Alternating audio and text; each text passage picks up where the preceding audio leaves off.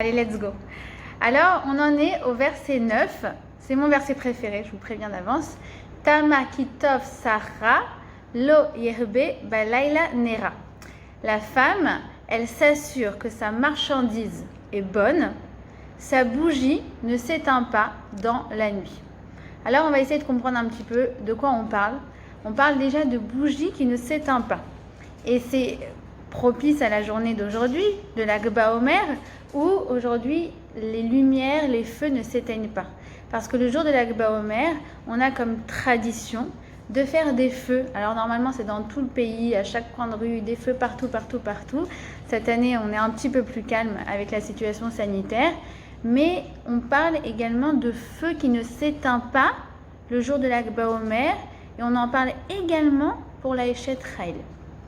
On nous dit que la Eshet Chayil, elle goûte sa marchandise et qu'elle la trouve bonne. Qu'est-ce que veut nous dire le roi Salomon? J'ai plus besoin de vous présenter le Eshet Chayil, mais je vous ai déjà expliqué que derrière chaque verset, comme dans tout le Tanakh d'ailleurs, se cache une leçon universelle et éternelle. Donc de quelle marchandise on parle?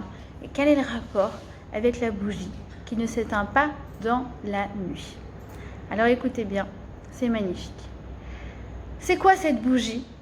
Eh bien, le roi Salomon nous l'a déjà dit dans un autre verset de Michelet, Ner Hashem Nishmat Hadam. La bougie, c'est en fait la Neshama. La femme juive, elle allume sa bougie. Ça veut dire qu'elle allume la Neshama de tous ceux qui sont autour d'elle. Elle allume la flamme de ses proches. Pourquoi? Parce que la Eshet Chayil, elle est capable d'ouvrir ses yeux pour voir le bien. Shlomo HaMelech nous dit dans un autre verset, Chochmat Nashim Banta Beita. C'est la femme qui sait construire la personnalité de tous ceux qui se trouvent autour d'elle. C'est la raison pour laquelle nous sommes responsables d'allumer les bougies de Shabbat.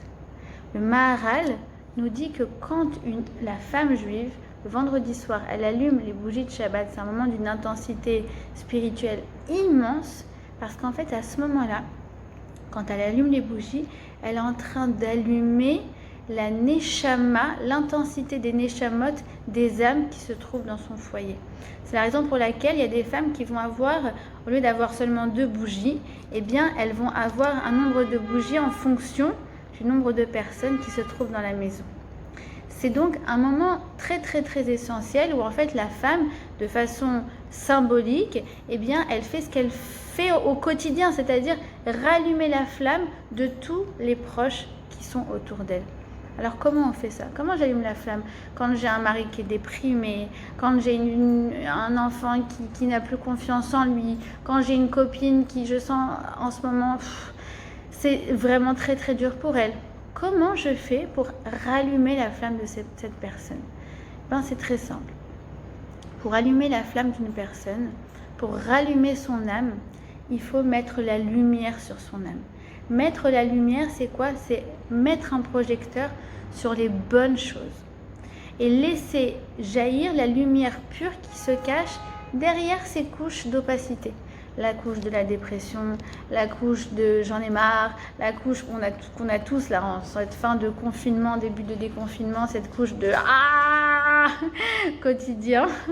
Eh bien derrière, je choisis de me focaliser sur la lumière qui se trouve chez cette personne. C'est en fait le regard positif, le regard admiratif. Ça, c'est la nourriture de l'âme.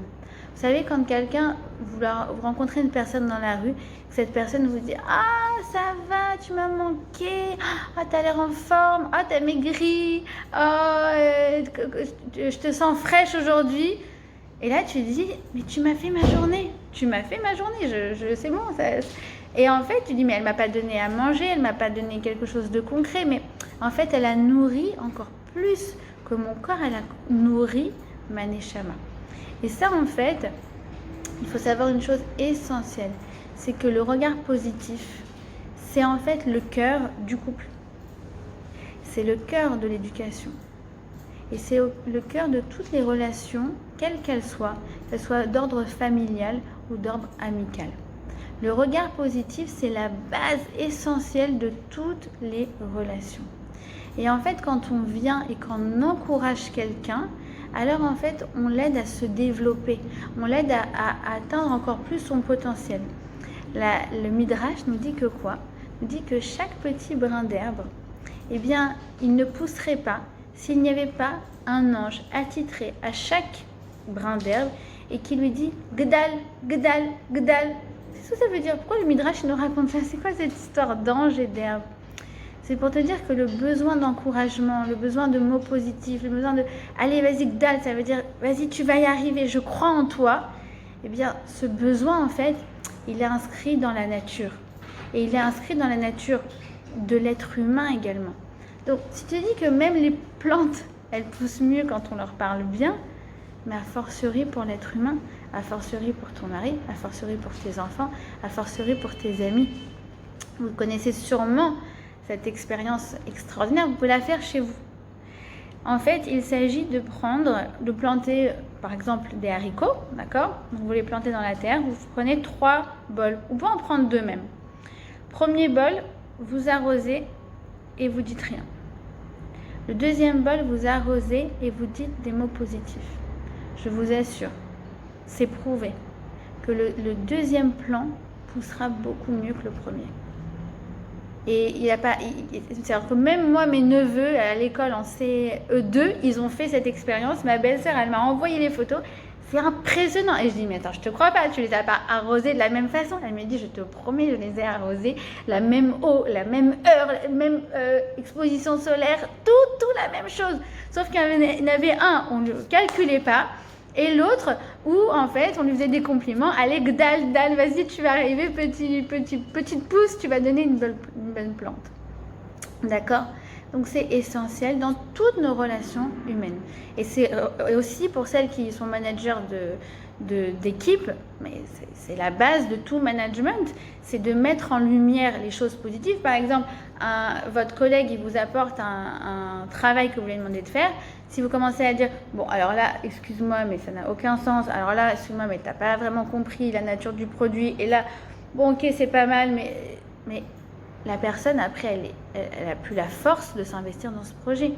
Tandis que si à l'inverse, tu dis, ah, ok, ça c'est hyper intéressant, c'est bien que tu aies fait ce lien. Ah, j'avais pas pensé à cette chose-là, Écoute, essaie de l'améliorer le point 1 et 3, et puis je pense qu'on va vraiment être dans la bonne direction. Finalement, vous lui avez dit la même chose au final. Il doit améliorer 1 et 3, c'est la conclusion. Mais dans un côté, vous avez mis en lumière le côté négatif, et dans le deuxième cas, tu as mis en lumière justement le côté positif. Et alors la hargasha, le sentiment, juste après, n'est absolument pas le même. La première fois, l'autre, elle a plus envie de s'investir du tout. La deuxième fois, ok, c'est bon, je vais y arriver. D'accord? Alors, écoutez bien, quelque chose d'essentiel. C'est que d'arriver à faire ça, c'est pas inné. C'est pas inné. D'accord? Alors, il y a des filles qui, comme les tzadékettes, en l'occurrence celles que je vois là, donc Mélanie, Jessica, Shirley, Géna, je connais pas tout le monde, mais en tout cas les filles que je fréquente et j'ai la chance d'être amie, elles ont, Baruch Hashem, un regard Aïn Tova. Elles ont un regard positif, c'est extraordinaire. Mais le secret pour ça, pour avoir un regard positif, c'est déjà d'être capable de se focaliser sur le bien qui existe en nous. Parce que si tu fais pas ce travail intérieur avec toi-même, en fait, l'effet sur les autres, il reste superficiel. Donc, pour pouvoir avoir un regard positif sur les autres, il faut déjà avoir un regard positif sur toi-même. La base, c'est de s'accepter tel qu'on est. D'accord? C'est pas non plus de tomber dans le travers de bon, je suis comme ça, je m'accepte comme je suis, et je bougerai pas, et je suis nerveuse, et je suis ceci, je suis cela, sans avoir une motivation à s'améliorer dans certains domaines. Mais c'est en fait d'être en paix avec ce dont j'ai envie de travailler justement. C'est-à-dire être en paix avec ce que je suis, tout en ayant la volonté de progresser et d'avancer. D'accord? Alors, qu'est-ce qui fait qu'on est satisfait de nous? Je vais vous dire quelque chose qui est très triste. C'est que très souvent, finalement, c'est pas nous qui nous likons nous-mêmes, on attend que les autres nous likent. Par exemple, pourquoi on est de bonne humeur? Ça va être parce que mon patron il a approuvé, parce que le client il a signé, parce que j'ai envoyé un truc sur Facebook et que j'ai eu plein de likes. Mais moi-même, j'oublie de me liker. C'est d'abord la première chose à faire, c'est de me détacher justement du regard des autres pour déjà moi faire ce travail de porter un regard positif. Par exemple, si tu as publié quelque chose et que ton patron il n'a pas aimé ou tu as eu une désapprobation quelconque, et qu'est-ce qui va se passer? C'est que toi-même, tout d'un coup, tu vas te renfermer, tu vas être exigeante avec toi-même. Non, lui il n'a pas aimé, mais moi j'ai pas besoin de lui, j'ai pas besoin de son approbation pour moi avoir une bonne estime de moi. D'accord? Et ça en fait, c'est quelque chose d'essentiel à comprendre parce que quand on est exigeante avec soi-même, eh bien autour, dans le cercle familial, eh bien les autres le ressentent et ça met beaucoup de tension, beaucoup de pression. Par exemple, je connais quelqu'un de proche qui est, quand je vous dis intransigeante avec elle-même, ça veut dire que si elle s'est trempée de sortie d'autoroute, elle va se traiter d'idiote dans la voiture. D'accord? Et elle s'est confiée à moi, elle m'a dit, tu sais, c'est bizarre, ma fille, elle développe ce qu'on appelle un mutisme sélectif. C'est quoi le mutisme sélectif? C'est en fait que l'enfant, dans certains contextes, il se bloque, il se braque, et tu n'arriveras pas à lui faire sortir un mot. D'accord? Alors que l'enfant est bavard, etc., mais dans certains contextes. Et en fait, j'ai osé plus ou moins lui dire, je lui ai dit peut-être que finalement, elle a trop de pression sur elle, la petite. Sans s'en rendre compte, de façon inconsciente, on fait passer cette exigence avec nous-mêmes. Comme elle a entendu sa mère se traiter d'idiote quand elle s'est trompée de faire un bon dessin. Moi aussi, alors, maman, je pense que je suis une idiote. Moi aussi, je suis une idiote. D'accord? Donc, c'est très important de se pardonner soi-même quand on se trompe, de façon verbale. Se dire, ça arrive de faire des erreurs. Oui, je me suis trompée, mais moi j'adore dire ça à mes enfants, il n'y a que Hachem qui fait pas d'erreur. Et eux aussi, alors quand ils se trompent, du coup ils disent, ça arrive de faire des erreurs.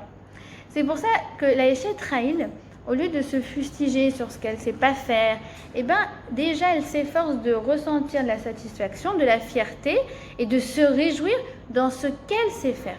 C'est ça, apprécier la marchandise. La marchandise, c'est quelque chose qui est un état de fait.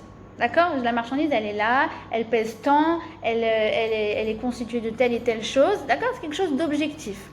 Eh bien, de la même façon, la Eshet Raïl, elle a quelque chose d'objectif en elle, c'est ses talents, ses qualités, ses aptitudes particulières. Moi, je suis très forte en organisation. Moi, je suis très forte en créativité. Moi, je suis très forte en savoir raconter des histoires. Elle a, en fait, la Eshet Raïl, une super connaissance de soi, super connaissance d'elle-même. Elle sait ce sur quoi elle est bonne. Elle sait sur quoi elle est bonne. Et en même temps, sur toutes les choses dont elle sait qu'elle voudrait travailler, elle a une estime d'elle-même quand même. Elle se dit, ok, je sais que je dois vraiment progresser dans le domaine de l'étourderie, par exemple, mais c'est pas grave, c'est comme ça qu'Akadosh Baruch Hu m'a créé, et il faut savoir respecter ses propres combats. D'accord? Je le lisais dans un livre d'éducation, il dit « Show respect for your children's struggles ». Montre un respect pour les combats de tes enfants. Peut-être que pour toi c'est facile, mais lui d'avoir ouvert la confiture, c'était un effort. Ou lui d'avoir prêté son jouet, c'était un effort immense. Mais toi tu dis, mais c'est facile de prêter. Mais on n'a pas tous les mêmes combats dans la vie. Donc quand toi, tu as une bonne connaissance de toi, tu sais les domaines dans lesquels pour toi c'est difficile et tu arrives là, tu as réussi à te surpasser, eh bien chez le reste des personnes, eh bien tu vas faire la même chose. Une fois, le Rav Lemel, il nous avait fait une petite blague comme ça. Il a dit, attendez, je vais faire un truc là. Et puis il fait un pas, et il nous regarde, et il dit, mais personne m'a applaudi. Alors, on ne comprend pas.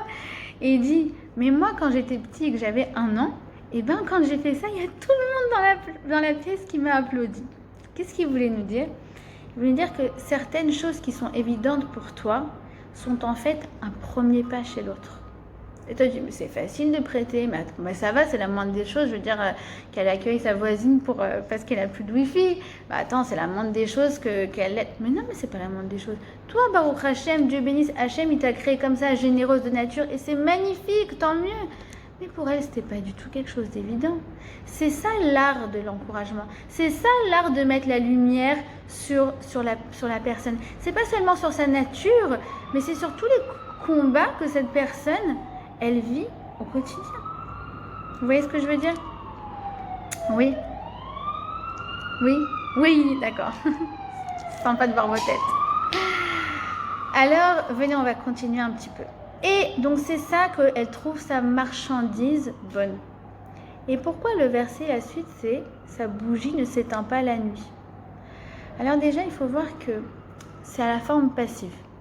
La bougie, elle ne s'éteint pas la nuit. Alors venez, on va essayer de comprendre un petit peu ce que ça signifie. La bougie, quand elle est allumée, être allumée, ça veut dire que quelqu'un est venu, qu'il l'a allumée et qu'il est parti et qu'elle reste allumée. D'accord? Ça, c'est être allumée de façon passive. Qu'est-ce que ça veut dire?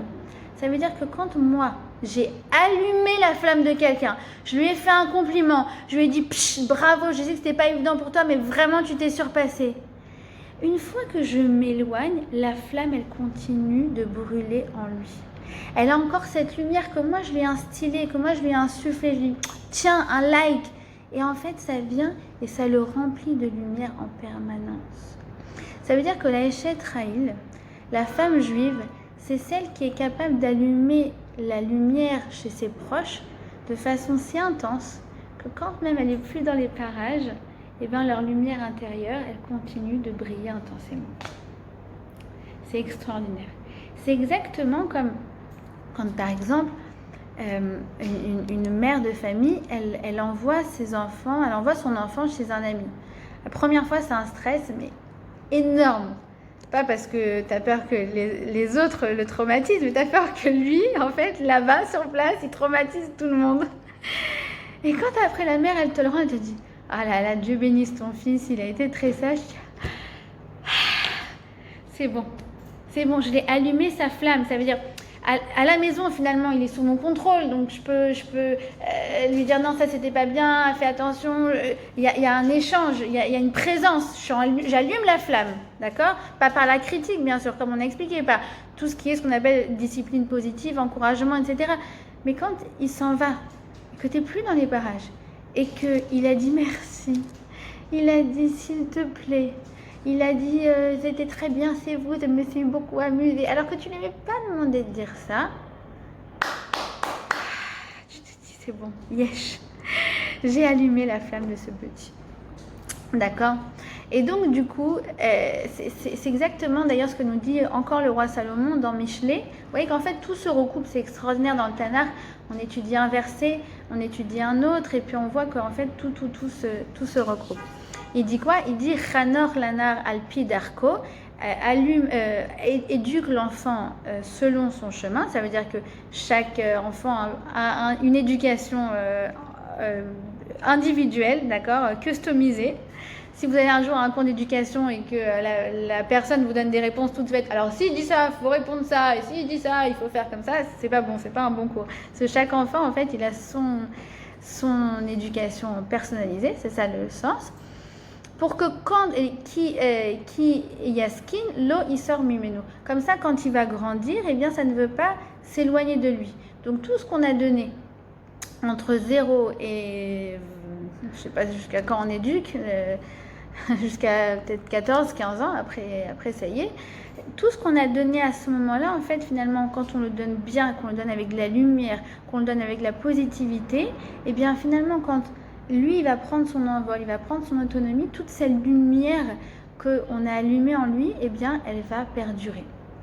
Et bien sûr, et donc en fait, c'est grâce à quoi? C'est grâce à tous les encouragements qu'il a reçus dans l'enfance. Et la nuit, pourquoi on dit la bougie ne s'éteint pas la nuit? Parce que la nuit, comme on l'a vu plusieurs fois, ça fait référence aux moments difficiles de la vie. Ça veut dire que même quand j'ai perdu mon boulot, même quand avec ce garçon ça s'est pas bien passé, et ben j'ai encore cette lumière en moi. J'ai encore cette self-esteem, j'ai encore cette estime de moi que ma mère, que mon père, que mes proches ont instillé en moi. Et même éloignée, eh bien je vais continuer, perdurer dans toutes les valeurs qu'ils m'ont données et dans mon estime de moi. D'accord ? Vous connaissez peut-être cette histoire très très émouvante de après la Seconde Guerre mondiale, donc ça devait être en 1946-47, il y avait donc le Rav Silber. Le Rav Silber était, si vous voulez, l'aumônier de l'armée américaine. Et donc, il était là d'ailleurs à la libération d'Auschwitz. Et puis finalement, il est resté en Europe et il a beaucoup œuvré pour essayer d'aider le judaïsme européen à renaître de ses cendres. Et une des choses qui était son combat, c'est qu'il a su qu'il y a beaucoup d'enfants juifs qui ont été cachés dans des monastères. Et donc, en fait, il a essayé d'aller récupérer ces âmes juives. Et un jour, il arrive donc dans un monastère et il se présente au moine et il lui dit, voilà, je suis un rav, je sais que vous avez des enfants juifs chez vous, je voudrais venir les chercher. Et le moine lui dit, enfants juifs, je sais pas. En plus, je ne me rappelle plus qui vient de où. Et de toute façon, si moi je ne sais pas les reconnaître, moi je ne sais pas comment toi tu sauras les reconnaître. Le Rav Silber lui dit, laisse-moi rentrer et laisse-moi 10 secondes. Il le regarde, en 10 secondes, tu veux identifier les enfants juifs? Non, on parle d'enfants de 5, 6, 7 ans qui n'ont pas vu leurs parents depuis, qui sont orphelins d'ailleurs, ils n'ont pas vu depuis 2, 3 ans. Comment il peut rester quoi que ce soit de l'âme juive? Alors, il lui dit, allez-y, en 10 secondes. Et là, le Rav Silber rentre dans le dortoir, là où tout le monde dort. Et c'est la nuit, il s'apprête à dormir. Et là, il leur dit, Shema Israël, Hashem Elokeinu, Hashem Echad.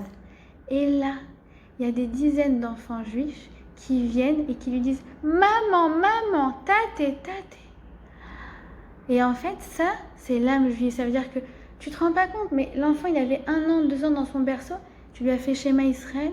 Et c'est ça qui lui a permis de retrouver son âme juive dans la nuit. La nuit, c'est donc les moments qui sont les moments difficiles. D'accord ? Et la focalisation positive, le regard positif. Donc on a dit, c'est déjà de se concentrer sur la bonne nature. C'est également respecter les combats de l'autre, qui ne sont pas mes combats à moi. Et c'est vrai dans le couple, c'est vrai dans l'amitié, c'est vrai, on a dit, dans toute forme de relation. Et enfin, focalisation positive, c'est quoi? C'est donner des responsabilités. Par exemple, on raconte que donc, le Rav Jacobson avait monté c'était en fait comme une yeshiva, si vous voulez, un lycée, on va dire un lycée, mais en fait c'était un peu de la correctionnelle, d'accord? C'était pour des enfants qui étaient un petit peu délinquants, et donc en fait ils les prenaient sur place et ils étudiaient, ils étaient en internat, et il essayait un petit peu de les rebooster. Et en fait, il a fait des choses, quand je vous dis extraordinaires. Par exemple, il y avait un enfant qui était réputé pour être kleptomane. Il est arrivé, on recommande son livre, celle qui lisent en hébreu, ça s'appelle Yefshar Acheret. C'est des histoires, franchement, j'ai jamais autant pleuré de ma vie qu'en lisant ce livre. Et il raconte que, par exemple, il y a un enfant qui était kleptomane. Il a dit, ok, alors maintenant, je vais te confier la caisse. C'est pas possible. Et en fait, du fait de la confiance du Rav, tout d'un coup, il est devenu très très responsable. Et même les fois où il s'est avéré qu'il a pris dans la caisse et qu'il a été voir le Rav et qu'il lui a dit vous savez, pour moi c'est dur de résister, etc. Le Rav il lui dit mais tu es très honnête, parce que si tu n'étais pas honnête, tu ne serais pas venu me voir pour me le dire. C'est extraordinaire. Et cet homme-là, c'est devenu aujourd'hui un homme d'affaires. Il n'y a pas plus droit au monde. Ou bien, par exemple, à chacun, il donnait en fait une responsabilité. Il dit, toi, tu es le gabaï de, toi, tu es le responsable de, toi, tu es le responsable de... Et le corps enseignant, là-bas, il devenait fou, parce que c'est pas possible. Par exemple, il y a un enfant à qui il a donné la clé de la salle d'ordinateur. Et donc, du coup, chaque enseignant qui avait besoin d'avoir accès à ça devait venir voir l'enfant, d'accord, pour prendre la clé. C'est complètement incroyable. Ou encore une dernière histoire, il avait reçu un enfant qui était dimioni, très imaginaire, et il lui a dit qu'il était menteur. Il dit, moi, alors il est arrivé, il a rencontré le Rav, et le Rav lui dit, comment tu t'appelles? Il a dit, je m'appelle Shimon, mais je te préviens, ne me crois pas parce que moi je suis un menteur. Et là, le Rav, il dit, non, tu n'es pas un menteur parce que sinon tu m'aurais pas dit la vérité. Tu m'aurais pas dit qu'on dit de toi que tu es un menteur. Et cette personne-là est devenue un écrivain très, très, très célèbre. Bref, ça veut dire que quoi? Ça veut dire que quand finalement, moi, je donne confiance à la personne, et bien aussi, c'est une façon de rallumer sa flamme. La personne se dit, quoi, elle me fait confiance, quoi, je suis capable de... Comme par exemple, tu vas dire à une amie, s'il te plaît, est-ce que tu peux m'aider pour faire ce travail, ou est-ce que tu peux... En fait, finalement, la personne se sent en confiance. Quoi, elle me fait confiance, elle me donne des responsabilités. C'est extraordinaire. Et bien tout d'un coup aussi, pareil, la flamme, elle est rallumée. D'accord? Et en fait, ça, c'est quelque chose qui est fondamental à comprendre. C'est que derrière chaque trait de caractère, eh bien, se cache toujours un pendant positif. Ça veut dire que, comme on a dit avec ce jeune qui était dimionique, qui était très très imaginatif, alors c'est sûr que le pendant négatif aurait été dans le mensonge, du préserve les arnaques, etc. Mais finalement, lui, le Rav, qu'est-ce qu'il a fait? Il a trouvé la source positive au fait d'être imaginatif. D'accord? Et donc, du coup, il lui a dit, bah, si tu as tendance à fabuler, à réfléchir, à imaginer, eh bien, je te conseille d'écrire. Ça veut dire que finalement, rallumer la flamme chez l'autre, c'est aussi de dire, écoute, je vois, je constate ça chez toi. Maintenant, ce qu'on va essayer de faire, on va essayer de faire un travail pour que ce trait de caractère, on lui donne une forme qui soit positive. C'est pour ça que le mot encourager en hébreu, le'oded, est à relier au mot ya'ad. Ya'ad, c'est quoi? C'est destination. Quand j'encourage les autres, que ce soit mes enfants, mon mari, mes amis, mes collègues de travail, eh bien je les aide à parvenir à leur destination finale, qui est quoi? Qui est la réalisation de leur potentiel qui est unique. Ou encore l'allumage éternel de leur bougie qui est unique. D'accord? Alors, qui se cache derrière ce verset? Donc, vous l'avez peut-être vu dans le document, il s'agit de Chana. Chana, bon, moi, c'est celles qui viennent à mes cours, elles savent Chana, je suis fan. Alors, Chana, un petit peu d'histoire comme ça, elle a vécu juste avant l'avènement de la royauté en Israël, d'accord? Juste avant l'avènement du roi Shaoul. Et en fait, Chana n'arrivait pas à avoir d'enfant. Et ce qu'elle faisait, c'est que tous les ans, elle allait à Shiloh. Shiloh était l'endroit, si vous voulez, l'ancêtre du Beth Amikdash. Donc c'est là que la connexion avec la Kadosh Baruch Hu se faisait de façon la plus forte. Et chaque année, elle allait là-bas 3 fois par an avec son mari. Et ils passaient par plein de petits chemins, plein de petits détours pour finalement encourager les gens à venir avec eux. Je dis toujours, ça ressemble un peu à Forrest Gump à la fin où ils sont les deux en fait au début, et puis au fur et à mesure, tac, il y a la foule qui se rajoute derrière et ils encourageaient tous les gens à venir prier à Shiloh pour les 3 fêtes solennelles. Et une année, ça faisait 20 ans qu'elle était mariée, eh bien, son mari lui a dit, alors que chaque année, ils priaient ensemble pour avoir le mérite d'avoir un enfant, son mari lui a dit, cette année, sans moi, ça y est, j'ai fait Iouch, je me suis découragée. Et là, Chana a fait la plus belle prière au monde, on peut le dire. Pourquoi? Parce que Après, tous les Chachamim ont décidé qu'on prierait comme Chana. Chaque fois qu'on fait l'Amida, on fait 3 pas en arrière, on se penche, on parle doucement. En fait, c'est tout sur le modèle de Chana. C'est aujourd'hui le plus grand rabbanim pris de cette façon, c'est parce que cette femme Chana, eh bien, elle nous a montré le modèle pour l'éternité. Et Baruch Hashem, eh bien, l'année d'après, elle a donné naissance à un fils qu'elle a appelé Shmuel. Et écoutez bien ce midrash, qui est extraordinaire. Vous allez voir le lien avec tout ce qu'on a vu précédemment. Eh bien, il s'avère que 40 ans avant la naissance de Shmuel, on entendait une prophétie qui disait que quoi?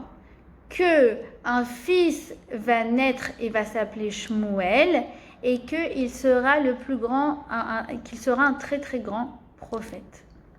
Alors imaginez-vous, qu'est-ce qu'ont fait toutes les mères juives de cette époque? Elles ont toutes appelé leurs enfants Shmuel. C'est lui le prophète, c'est lui le tzaddik, c'est lui le petit tzaddik, mais oui regarde, c'est sûr, c'est mon Shmuel, c'est mon Shmuel, c'est mon Shmuel. Et qu'est-ce qui s'est passé? Au bout de 40 ans, lorsque Shmuel est né vraiment, cette bat-kol, cette prophétie a cessé. Écoutez bien ce que nous dit le Midrash, impressionnant.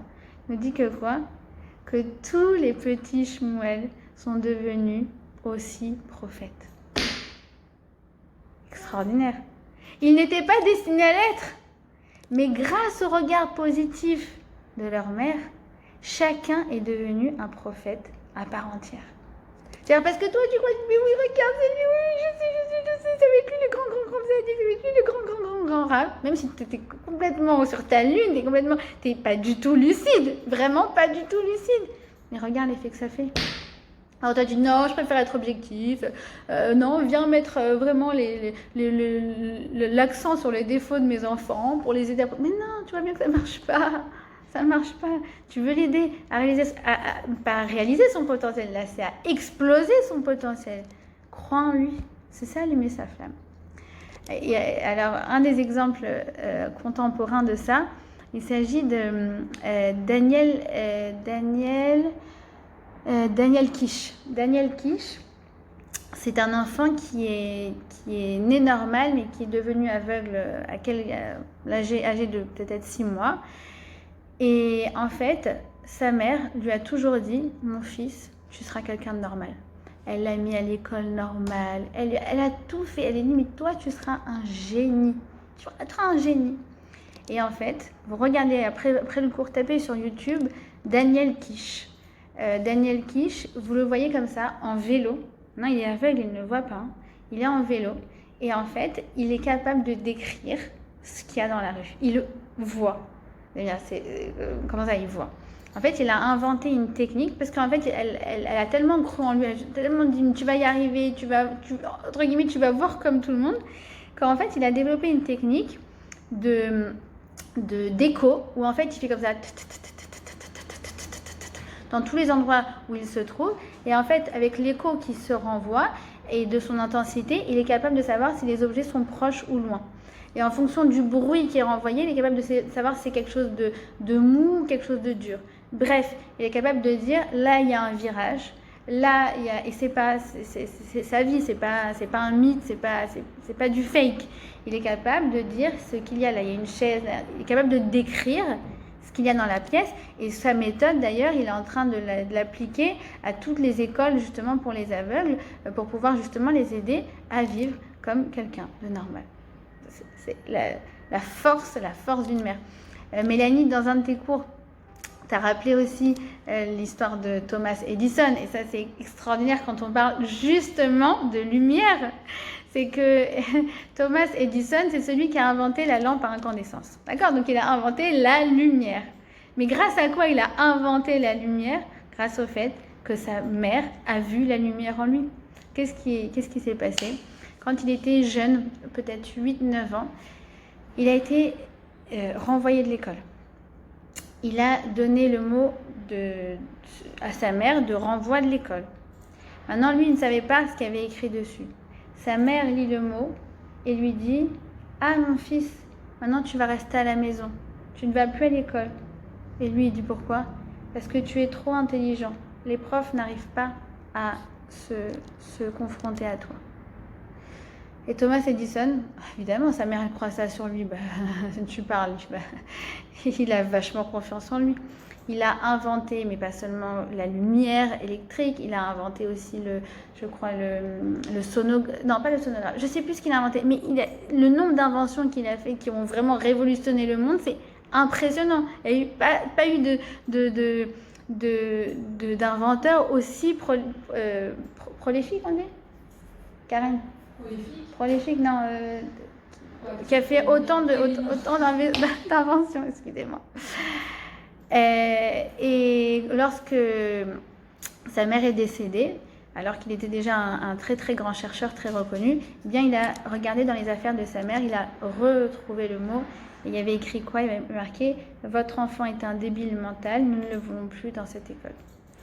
Et il a dit, dans ce qui est qualifié de débile mental, « Je suis devenu un des plus grands inventeurs du siècle grâce à mon héroïne de mère ». D'accord? C'est-à-dire que sa mère, elle a littéralement allumé la lumière de son enfant qui, à son tour, allait éclairer le monde grâce à l'invention de la lampe électrique. Ça veut dire qu'en fait, on ne se rend pas compte de l'impact que l'on a. On envoie quelque chose à quelqu'un, que ce soit un collègue, que ce soit une amie, et en fait, cette lumière, après, elle passe à son tour, elle s'intensifie à son tour, et en fait, elle éclaire le monde. C'est ce que dit d'ailleurs le Rav Hutner sur lorsque Adam a été créé et qu'il était seul. Il y a marqué Lotov Iyot Adam Levado. Il n'est pas bon que l'homme soit seul. Et il dit Rav Hutner, il dit pourquoi, c'est quoi le Tov? Eh bien, le Tov, c'est la création de la lumière, c'est ce qu'on voit juste avant. Le Tov, c'est la lumière. Alors, qu'est-ce qu'est l'Otov? Eh bien, l'homme, quand il est seul, il n'a pas de lumière à donner aux autres. Parce que le sourire d'une personne, c'est sa lumière. D'ailleurs, en ivrite, on dit meilleur panim. De recevoir quelqu'un de façon avenante, eh bien, ça se dit avec un visage éclairé. Ça veut dire qu'en fait, je ne me rends pas compte, mais j'éclaire le monde par mes sourires, par mes compliments, par mon regard positif. Et la Eshet Raïl comme Chana, c'est celle qui, grâce à son regard positif, allume la lumière de ses proches pour qu'elle reste allumée et qu'elle se transmette à son tour. Et regardez comme c'est extraordinaire. C'est écrit comme ça, donc dans le Midrash, qu'il s'agit de Chana. J'ai oublié d'amener mes livres, mais pas grave. Il s'agit de Chana qui a goûté, c'est quoi goûter la marchandise? Elle a goûté sa marchandise, et bien elle a goûté à la tfila. Chana, elle a goûté à la tfila et elle a tellement aimé la tfila qu'elle l'a transmis à son fils Shmuel. Lorsque Shmuel va grandir, qu'il va devenir prophète, eh bien, il va à son tour enseigner le goût de la tfila à tout le Ham Israël. C'est écrit qu'une année, il ne pleuvait pas. Et en fait, il ne savait pas quoi faire, etc. Et Shmuel a dit, mais comment vous ne savez pas quoi faire? Mais vous avez une arme, vous avez la chose la plus extraordinaire qui soit, c'est la tfila. Et on dit que de lui-même, il a enseigné la tfila à tout le Ham Israël. Ça veut dire qu'en fait, cette lumière, elle se transmet éternellement. C'est comme, je ne sais pas si vous avez vu ce court-métrage magnifique, c'est 1 ou 2 minutes, qui s'appelle « Je suis donc tué », je crois. Et en fait, c'est quelqu'un qui commence sa journée, et puis elle rencontre quelqu'un comme ça, elle bouscule, et puis elle lui dit « Ah, mais vous ne pouvez pas regarder où vous allez ». Et en fait, donc dans le court-métrage, il reçoit comme ça une boule noire. Puis après, lui-même, il rencontre quelqu'un au supermarché, et puis il devient pareil, il se passe une altercation, il est agressif, puis l'autre a une boule noire. Et en fait, la boule noire fait le tour, jusqu'à arriver chez la première personne. Et après, finalement, elle se remet en question, et puis ils font la même chose, mais avec une boule smiley, parce que du coup, elle est beaucoup plus sympa, ils se font passer ainsi la lumière. Ça veut dire qu'en fait, on se fait passer une atmosphère, on se fait passer en permanence la lumière. C'est comme par exemple dans une coloc. Imaginez qu'une coloc, elle est un peu de mauvaise humeur et elle va voir les deux autres, d'accord? Et puis après, elle s'en va, elle sort de chez elle. Ben, les deux autres, finalement, vont donner l'attention à la quatrième. Alors que la première et la quatrième ne se sont pas rencontrées à aucun moment. Mais finalement, elle n'a pas été sympa. Elle lui a dit oui, mais tu aurais pu laver ta tasse et des choses comme ça. Et finalement, l'autre, quand elle va arriver du travail, elle n'a rien fait. Et finalement, elle va être reçue avec de l'attention. D'accord? C'est-à-dire que finalement, on se passe une balle en permanence et c'est à nous de passer la balle la plus positive. Et je terminerai sur ça, c'est que c'est quoi la Laïla, la nuit? Eh bien, en fait, le Malbim nous dit la nuit, c'est la mort. Ça veut dire qu'en fait, une fois qu'une personne décède, elle laisse sur terre toute la lumière qu'elle a engrangée, toute la lumière qu'elle a donnée autour d'elle. Cette lumière, elle continue de se propager, de se propager, de se propager, de se propager. Et c'est ô combien actuel et ô combien propice aujourd'hui à l'Akba Omer.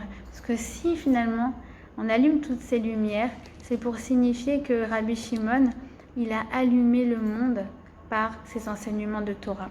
Et donc, vous vous rendez compte, quelqu'un qui a vécu il y a 1900 ans, aujourd'hui encore dans toute Eretz Israël, on dit regarde la lumière, regarde la lumière, regarde la lumière. Et bien nous, de la même façon, sans qu'on s'en rende compte, eh bien on envoie de la lumière, on envoie de la lumière, on envoie de la lumière. Et même après 120 ans, cette lumière, elle reste, elle s'intensifie et elle fait beaucoup, beaucoup, beaucoup de bien au monde. Donc on apprend de là que donc un regard positif d'une femme qui commence, on a dit d'abord sur un regard positif sur elle-même. Et le regard positif, on a dit, c'est mettre en valeur les bonnes aptitudes de l'autre, mettre en valeur ses combats et mettre en valeur et lui donner de la confiance. Et bien en fait, ça a un ricochet sur tout le clan Israël et sur en fait le monde entier. Alors que nous ayons le mérite, par ce jour de l'Akba Omer, de faire jaillir la lumière dans le monde en allumant celle de ceux qui nous sont proches.